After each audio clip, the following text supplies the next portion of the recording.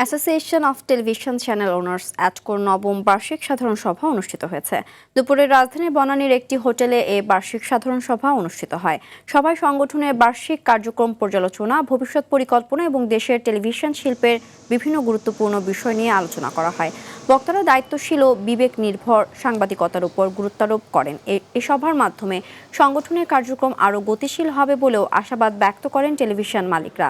অ্যাটকোর সভাপতি অঞ্জন চৌধুরীর সভাপতিত্বে এতে আরটিভির ভাইস চেয়ারম্যান জসিমউদ্দিন সহ বিভিন্ন টেলিভিশন চ্যানেলের কর্ণধাররা উপস্থিত ছিলেন।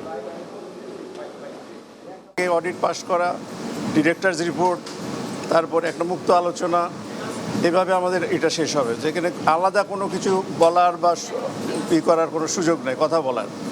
সো এজিএমের যে ধারাটা আছে, যে নিয়মটা আছে, আমরা সেটি আজকে মানছি। এবং আবারও আপনাদের সবাইকে ধন্যবাদ জানাই এখানে আসার জন্য, আমাদের কাভারেজের জন্য।